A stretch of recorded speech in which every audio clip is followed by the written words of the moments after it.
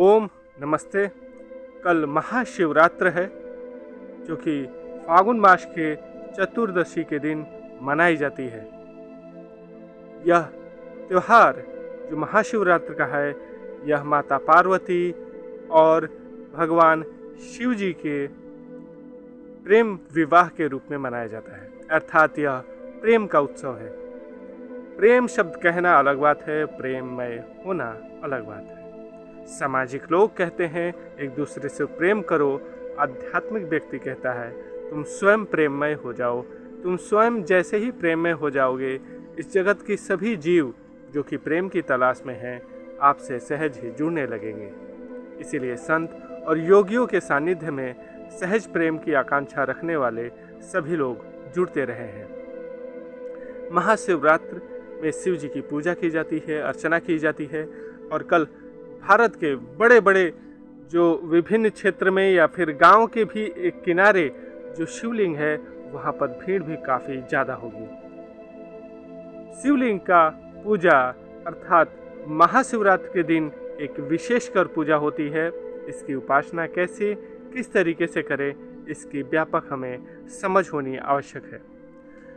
शिव मंदिर की पूजा को लेकर बहुत सारे प्रश्न भी रहे हैं। इसका समाधान कैसे और क्यों होना आवश्यक है आज की युवा पीढ़ी में, जिससे वो सही समाधान तक पहुंच सके तथा वह शिव मंदिर में जाकर सही पूजा पद्धति को, सही उपासना पद्धति को भी गहराई से समझ सके।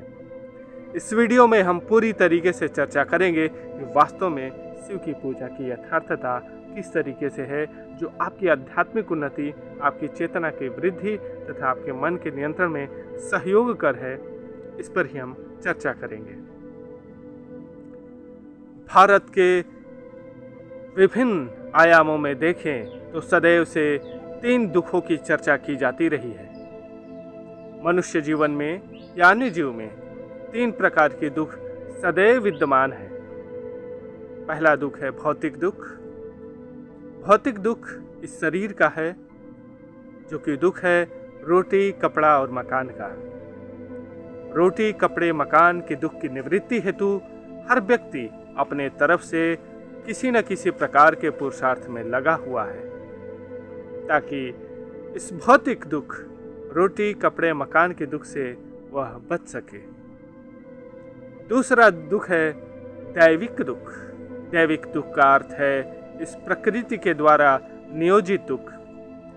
आप रास्ते में जा रहे हैं, किसी सर्प ने दंश कर दिया, किसी पशु ने हानि पहुंचा दी, बिजली कड़क गई, गिर गई आपके सर पे या फिर आपके घर परिवार पर, भूकंप आ गया, ज्वालामुखी फट गई, या फिर सुनामी की लहरें या फिर नदियों के बाढ़ ने आपके घर परिवार को तबाह कर दिया, आपकी फसलों को, आपकी जो भी व्यवस्था थी उसको तबाह किया। इस दैविक दुख की निवृत्ति हेतु भारतवर्ष में देवी देवताओं की पूजा की जाती रही है। इसलिए भारत के विभिन्न क्षेत्रों में आप देखेंगे तो किसी न किसी उस क्षेत्रीय देवताओं का, देवी का पूजन पद्धति चलता रहा है, आज भी चलता रहा है। उन देवी देवताओं के पूजन का आग्रह यह था कि उस देश काल की जो सूक्ष्म शक्ति है, जो चैतन्यता रखती है, वह उस प्राकृतिक आपदाओं से उसकी क्षति को कम कर सके। इसी के लिए प्रार्थना की जाती रही है, उनके लिए उत्सव मनाया जाता रहा है, उनके लिए डोलियां और झांकियां निकाली जाती रही हैं, ताकि दैविक दुख की निवृत्ति की जा सके। इसी प्रकार से तीसरा दुख है आध्यात्मिक दुख। चाहे व्यक्ति के पास पद है, मान है, प्रतिष्ठा है, धन है, वैभव है, ऐश्वर्य है, सब कुछ है, लेकिन व्यक्ति के पास आध्यात्मिक दुख सदैव बना रहता है। आध्यात्मिक दुख केवल एक ही व्यक्ति के अंदर दुख नहीं हो सकता, वह है योगी के अंदर, जिसने अपने पूर्ण मन पर विजय पा लिया हो, मन को नियंत्रित कर लिया हो, अपने समस्त अहंकार का दमन कर दिया हो, अपने विवेक को जागृत कर लिया हो। आध्यात्मिक दुख का अर्थ है मानसिक दुख। हम सदैव किसी न किसी इच्छाओं की कामनाओं में ग्रसित रहते हैं और यही हमें मानसिक दुख की ओर ले जाते हैं। इसी का आधार आध्यात्मिक दुख कहलाता है। आध्यात्मिक दुख अर्थात मन की शांति हेतु एक ही प्रक्रिया है कि मन को नियंत्रित करना। मन को नियंत्रित करने की प्रक्रिया ही यौगिक साधना या उपासना के नाम से जानी जाती रही है।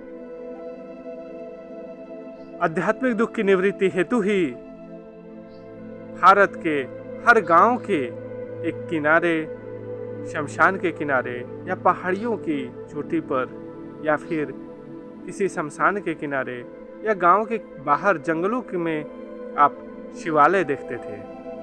यह शिवालय मन की शांति हेतु, आध्यात्मिक दुख की निवृत्ति हेतु ही स्थापित की गई, ताकि आप वहां योगी क्रियाओं के द्वारा, ध्यान धारणा के द्वारा आप अपने आध्यात्मिक दुखों की निवृत्ति कर सकें। पर कैसे? आज आप शिवालय में जाकर क्या करते हैं? क्या आपको पता है क्या करना चाहिए? कैसे भगवान शिव की उपासना करनी चाहिए जिससे हमारी वास्तव में आध्यात्मिक जो शांति है, मानसिक शांति है, वो हमारे अंदर आए? आज हम भयंकर तरीके से भीड़ इकट्ठा करके लंबी लंबी लाइनों में लगकर, कोई जल या दूध चढ़ाने के लिए होड़ में लगकर एक दूसरे के ऊपर चढ़ जाता है, लेकिन उससे क्या मिलता है? क्या उससे आपके मन की शांति बढ़ती है या बेचैनी बढ़ती है? सुख और दुख का लेना देना है कि यदि मन में चंचलता बढ़ रही है तो आप दुख की तरफ बढ़ रहे हैं, और वह क्रिया जो मन को स्थिर कर रहा है, वह क्रिया कर रहे हैं, तो वह आपको सुख की तरफ ले जाएगा। हड़बड़ी में, भागदौड़ में कभी भी मन की चंचलता बढ़ती ही है। भागदौड़ में मन की चंचलता हमेशा बढ़ती है, और स्थिर रहने में ही मन की स्थिरता बढ़ती है, एकाग्रता बढ़ती है। हर व्यक्ति जीवन में सुख की कामना करता है, लेकिन हर व्यक्ति जाने अनजाने में दो ही क्रिया कर रहा है। या तो आप मन की स्थिरता को बढ़ा रहे हैं, या तो अपने मन की व्याकुलता को बढ़ा रहे हैं। आप जितना मन की व्याकुलता को बढ़ा रहे हैं, जिस प्रकार की विचार इच्छाओं के द्वारा, वह आपको दुख की ओर ले जाएगी। और यदि मन की स्थिरता की तरफ आपके हर प्रकार के विचार, इच्छाएं और व्यवहार हैं, तो वह मन की स्थिरता यानी सुख की तरफ ही अग्रसर करेगी। और मन की स्थिरता करना ही प्रथम आध्यात्मिक उन्नति का आधार रहा है, और इसी हेतु आधार रहा है शिवालय का। प्रत्येक शिवालय में आप देखते होंगे कि वहां पर बाहर नंदी जी बैठे हैं और अंदर शिवलिंग की प्रतिमा है। शिव का अर्थ है आत्मा। आपका जो मूल स्वरूप है वह अंदर है, इसलिए शिवलिंग सदैव गर्भगृह में होता है तथा नंदी बाहर होता है। तथा आप गुजरात, महाराष्ट्र तथा उत्तर कर्नाटक के शिवालयों में गए होंगे तो आप वहां पाएंगे कि वहां एक कछुए की भी मूर्ति रहती है। सर्वप्रथम कछुआ ही बनना है प्रत्येक व्यक्ति को, मन की स्थिरता हेतु या आध्यात्मिक शांति हेतु। कछुआ प्रतीक है इंद्रिय संयम का। श्रीमद् भगवत गीता में भगवान कृष्ण ने भी कहा है कि जिस प्रकार से कछुआ अपने सभी अंगों को समेट लेता है, वैसे ही एक साधक को चाहिए कि अपने समस्त इंद्रियों को समेट ले। तो सर्वप्रथम शिवालय में कछुए की बनी प्रतिमा से हमें यह सीखने को मिलती है कि सर्वप्रथम हमें इंद्रिय संयम पर ध्यान देना चाहिए। तत्पश्चात हमें नंदी की भांति दृढ़ स्थिर शांत रहना आना चाहिए। नंदी बैठा है, खड़ा नहीं। अर्थात साधना की, उपासना की प्रक्रिया तो बैठकर ही हो सकती है। इसलिए 6वें अध्याय में भगवान कृष्ण बताते भी हैं भगवत गीता में, एक साधक को न ऊंचा न ज्यादा नीचा, भूमि पर आसन लगाकर, उषा वस्त्र बिछाकर, कमर गर्दन बिल्कुल दृढ़ स्थिर रखते हुए, गर्दन को बिना हिलाए हुए, भौहों को बिल्कुल समतुल्य रखते हुए, एकाग्र करते हुए सदैव अपने आत्मा को परमात्मा में लगावे, मन को मुझ में लगावे। इसका अर्थ है कि कछुए की भांति इंद्रिय संयम करने के बाद ही हम नंदी की भांति साधक की क्षमता यानी एकांत बैठकर अपनी इच्छाओं, भावनाओं, विचारों से लड़ने का सामर्थ्य रख पाएंगे। एक नंदी की भांति। नंदी की दृष्टि सदैव भगवान शिव की तरफ है। शिव अर्थात आत्मा। जो अंदर है, गर्भगृह में है और नंदी बाहर है। इस तरीके से हमें बाहर की स्थिति की ओर शांत दृढ़ स्थिर बैठ करके एकाग्र शांतचित होते हुए, जैसा कि योग दर्शन में भी महर्षि पतंजलि जी ने कहा है, आध्यात्मिक दुख की निवृत्ति हेतु हमें अपने अंदर अपने आप को सदैव शिवत्व में लगाना चाहिए, ईश्वरत्व में लगाना चाहिए। प्रश्न है, अब कैसे? तो प्रथम चरण इंद्रिय संयम हमें कछुए से सीखने को मिलता है। दूसरा, नंदी का जो मूर्ति है शिवालय में, नंदी महाराज से हमें सीखने को मिलता है कि एक साधक को दृढ़ स्थिर शांत बैठने की क्षमता विकसित करनी चाहिए। तथा तत्पश्चात तीसरा चरण है शिव की उपासना, जो अंदर बसा है। उसकी उपासना कैसे की जाए? ईश्वर अचिंत्य है, फिर उसका चिंतन करना तो संभव ही नहीं। फिर क्यों चिंतन करने के लिए कहा गया? विरोधात्मक और द्वंद्वात्मक प्रश्नों का समाधान भी इस शिवालय से हमें मिलता है। भगवान शिव का पंचाक्षरी मंत्र जो हम सभी जानते हैं वह है ओम नमः शिवाय। ओम नमः शिवाय। ओम का अर्थ ईश्वर है, नमः का अर्थ समर्पण है और शिव का अर्थ आत्मा है। ओम नमः शिवाय का मूल अर्थ है अपनी आत्मा को परमात्मा में लगाएं, समर्पित कर दे। आत्मा कोई अलग चीज नहीं है, अपने आप के अस्तित्व की कोई अलग कल्पना ही आत्मा है।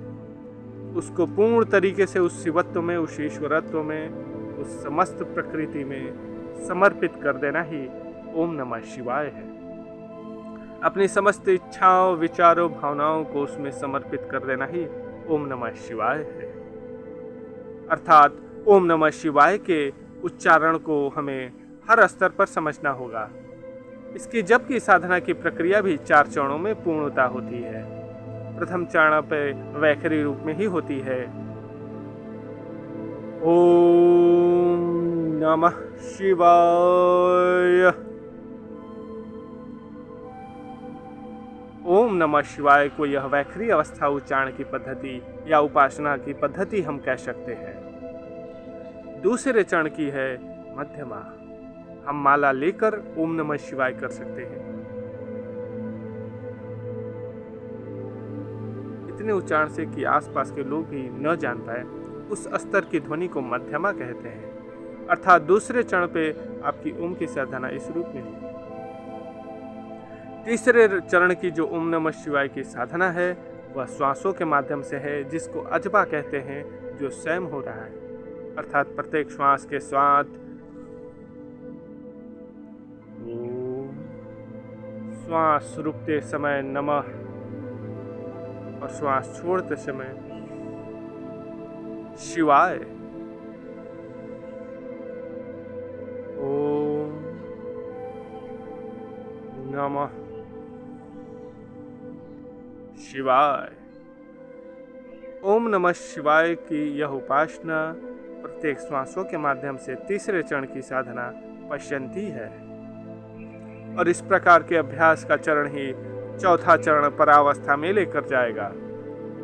चौथे चरण पर परावस्था की साधना की समझ होने में बहुत ही गंभीर विषय है, अचिंत्य विषय है, समझने में समय लगेगा। लेकिन कुछ वर्षों की प्रथम, द्वितीय और चरण की साधना के पश्चात आप चौथे चरण की साधना की गहरी समझ भी अनुभव रूप में व्यापकता बना सकते हैं।